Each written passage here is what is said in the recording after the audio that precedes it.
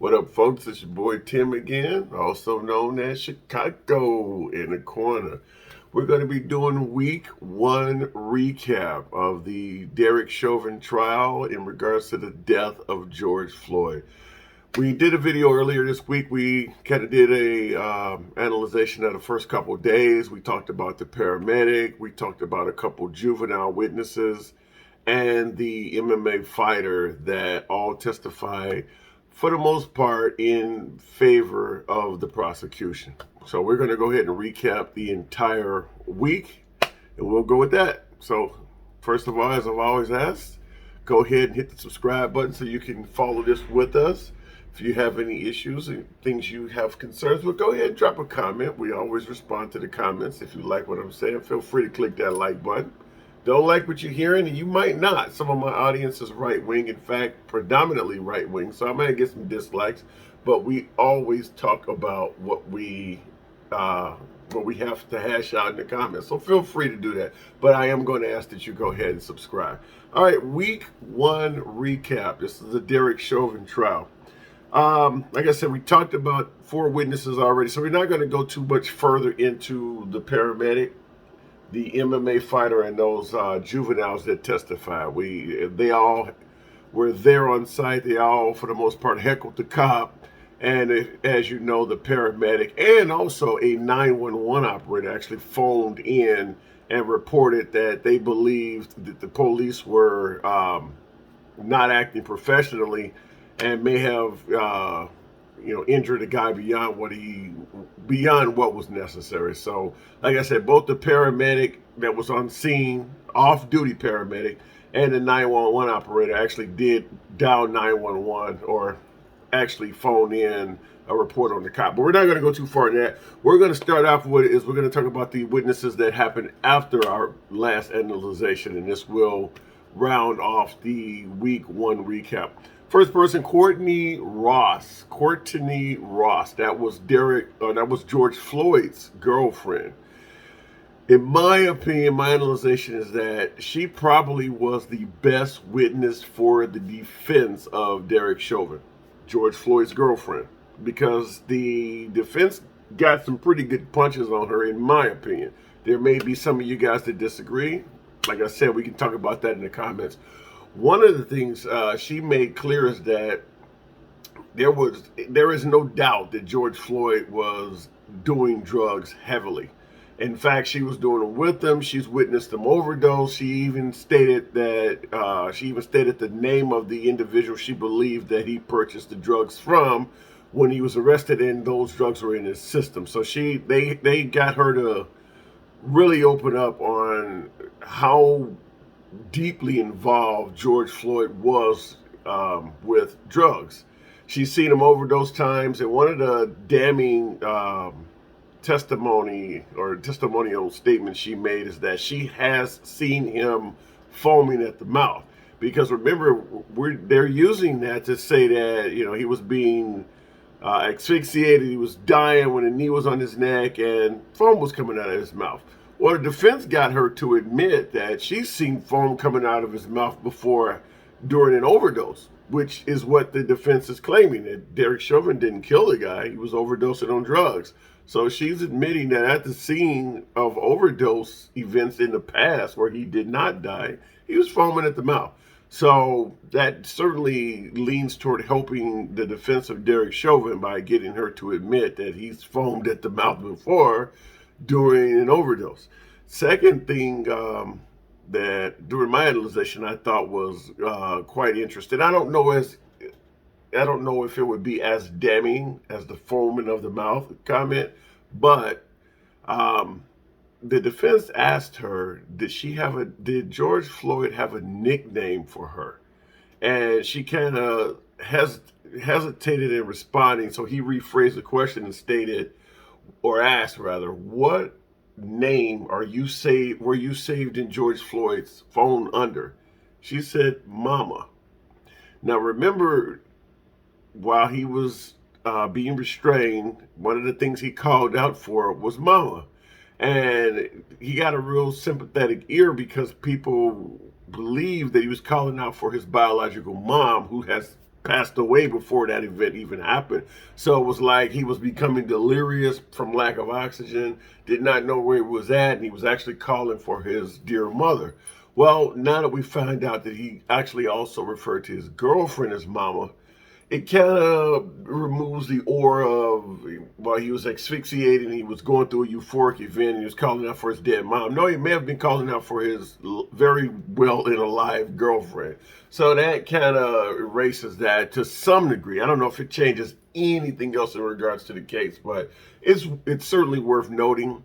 And the prosecutors realized the effect of that because they immediately cross-examined her and asked, is there a difference in how he called you mama versus his own mom? And the girlfriend tried, she realized that it was not going well because she was sobbing when they even asked her, like, what is the name he has you saved in his phone? She kind of started breaking down because you could see she didn't even want to admit that because she knew where it was going. So that, I would say, is probably was the best witness for the defense in week one.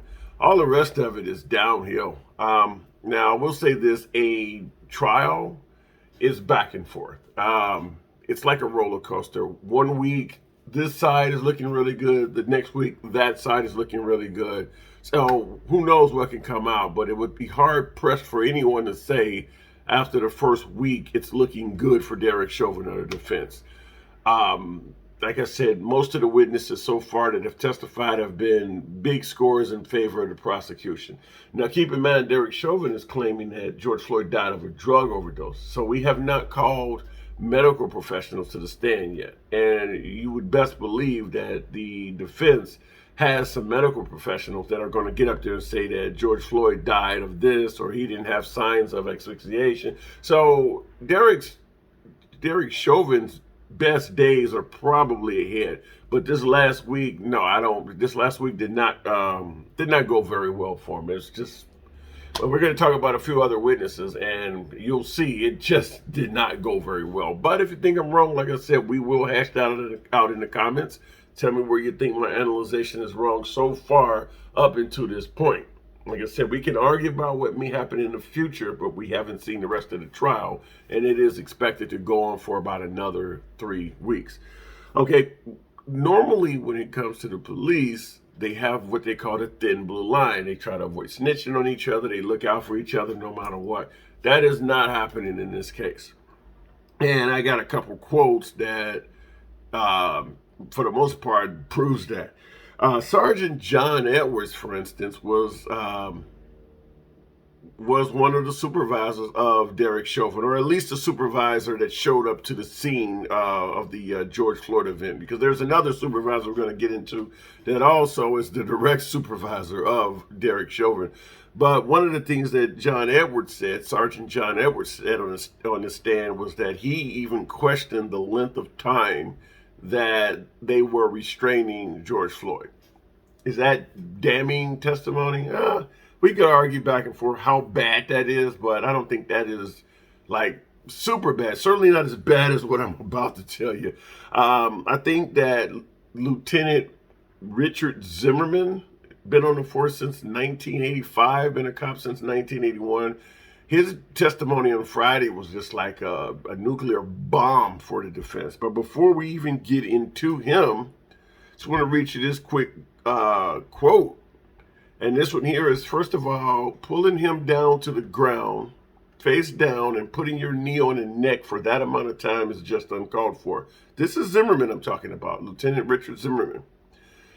He said in response, I see no reason why the officers felt they were in danger. If that's what they felt and that's what they would have had to feel to use that kind of force. Zimmerman testified that kneeling on the suspect's neck is a top-tier use of force. He said that can kill them, and told the court once a person is handcuffed, they should be moved out of the prone position as soon as possible. It restricts their breathing. Obviously, we know this guy was on the ground face down for 9 minutes, so clearly there was no motion to get him out of the prone position. Now, that quote came from Richard Zimmerman. Before he delivered that quote, they questioned him on, simply how long he's been on the force, what he's done. This guy's been a cop since 1981 in Minnesota. joined the Minneapolis police in 1985 as a patrolman, became a sergeant in the early 1990s. I believe he said around 93 or 95, somewhere in that area, early 1990s. Then he became a lieutenant, or better yet, he became a lieutenant later on in his career in, I believe, 2007. But he's been working in the homicide area since 95. So after becoming a lieutenant in 2007, they asked him to stay on in homicide because he was quite knowledgeable and the experience. They wanted to keep him there. But yeah, he's been involved in homicide since 95. He's been a lieutenant since 2007. He's been with the department since 1985. So they wanted to paint a picture that this guy had ridiculous amounts of training, ridiculous amounts of experience with Minneapolis. He's the longest serving homicide cop, one of the longest serving cops, period, on the force. I mean, we're talking, almost 40 years? And he came out and made it clear, we have never been trained to put a knee on the neck of a suspect. So that is probably the second largest portion of the defense strategy, not only to say that George Floyd died of a drug overdose, but the knee on the neck was part of his training. So he was doing what he was trained to do as an officer. So here you have almost a 40-year veteran saying that we're not trained to put knees on necks. And when we do have an individual on the ground handcuffed, even without a knee on the neck, we should roll them over because according to his testimony, just simply having you face down on the ground with your hands handcuffed behind your back without any additional weight on your back makes it difficult for you to breathe, which you can kind of understand it. Just lay face down, put your hands behind your back and lay that way on the cement ground. And you probably will notice that because you need for your diaphragm to expand to take in oxygen. So for your chest to expand, if you're laying on your stomach, the weight of your own body is on. So I mean, you can breathe, but you're actually breathing against your own body weight, and that's without anything else on your back. So yeah, he basically made it clear that there would be breathing issues. That did not help the defense one bit. In fact, that was probably, from what I've seen so far, probably one of the biggest bombshells, because that literally blows away the theory that they were trained to do that. And he's not the only cop that spoke out. I mentioned Sergeant John Edwards, and there is an additional sergeant that also, here's another one. In another testimony, this is David, I'm going to probably screw this last name up, screw this surname up, Pleoger. It's Pleoger. He also testified. He's a retired Minneapolis police sergeant now. So he's no longer on the force. He's retired, but he was on duty the night George Floyd died, and he was Derek Chauvin's supervisor.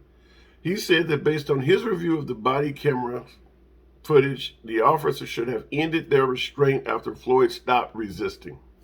If you watch the video, you watch the 9 minutes of the video, you can clearly see there's a point when George Floyd stops restraining, because for the last 5 minutes of those 9 minutes, he wasn't talking or doing anything at all. He wasn't even conscious. So he's basically saying that they basically should have stopped the restraint after he stopped resisting. Picked him up, put him in the car, signed him up to let his head clear, whatever, just got off the guy. He added that officers are trained to roll people on their side to help with their breathing after they have been restrained in a prone position. Now, keep in mind, Richard Zimmerman, the lieutenant I just talked about before this guy, also said the exact same thing, where they're trained to roll them over in a prone position. So sit the person up, get off of their diaphragm, let their body be able to expand and inhale and exhale oxygen. He served as Chauvin and Tiles, which is the Asian guy who was holding the crowd back. He served as both of their supervisors on May 25th, 2020. So he was their supervisor on the day this happened. He basically concluded by saying when Floyd was no longer offering up any resistance to the officers, they could have ended the restraint. And that was when, and this is what the prosecuting attorney then asked him, and that was when he was handcuffed and on the ground and no longer a restraint. And this is what the prosecutor asked him, and he responded by saying, yeah. So he's basically saying the same thing, is that they should have gotten this guy up off the ground. They have a duty to, to lay him prone and get him up off of his chest. So, yeah, like I said, these two guys are not making things any better for the defense at all. These are not only police officers, they're very long-term serving police officers, and they're directly in relation to the defendant. I mean, these are his supervisors. I mean, not only are they his supervisors, both of these individuals responded to the actual scene. That is Lieutenant Richard Zimmerman and Sergeant John Edwards. So, I mean, there's no thin blue line here. They're not speaking on behalf of this guy. They're not maintaining silence. They're not downplaying it. They are pretty much pointing out that what they observed in their professional training through their years on the force, it was wrong. So, the defense did not take apart their testimony like they tried to do with the ambulance driver and the MMA guy, which we analyzed earlier in the week. Now, they really didn't even go after what the officers were saying too much. So they were almost to some degree kind of conceding that, yeah, he probably was either doing something he wasn't necessarily trained to do or doing it to a level that exceeded what he was trained to do. So that's going to stand as is. But like I said earlier in the video, a trial is a roller coaster. So this is only week one. Like I said, if you're part of the defense, you're not happy with how week one turned out. But my guess is the defense counsel kind of probably already prepared Derek Chauvin for where they're going to throw all of these people at you, because they get they receive notice of who's going to testify and the evidence they're going to present, so they can mount a decent case against it. So he probably already knew all this was coming up. So you want to get the hard part out the way. I expect week two they're going to probably put in some medical professionals, and this is where Derek Chauvin's side will be able to launch some counter punches, because they want to stand by that defense that he died of a drug overdose as opposed to being asphyxiated and killed with losing consciousness with him putting his knee on him. And we have not heard from any medical professionals other than the EMT, the off-duty EMT driver. That's not really a medical professional. Well, she's a medical professional, but she's not going to take it to the level of pronouncing death and from an autopsy point of view. She's not as advanced in that level. So it will be for an interesting second week. What do you think so far on the first week? Do you think I kind of judged things right? Think I analyzed a little things wrong here? Love to know. I saw some comments, because there are plenty of people who still believe that George Floyd did not die at the hands of Derek Chauvin, and rather he lost his life due to the intake of drugs in his system. So would love to hear what you have to say, but we're going to go ahead and end it at that. That is our analyzation of week one. Not good for the defense, pretty strong for the prosecutor, but it's a game of inches. We'll see what happens next week. Till then, see you in the comments. Chicago out.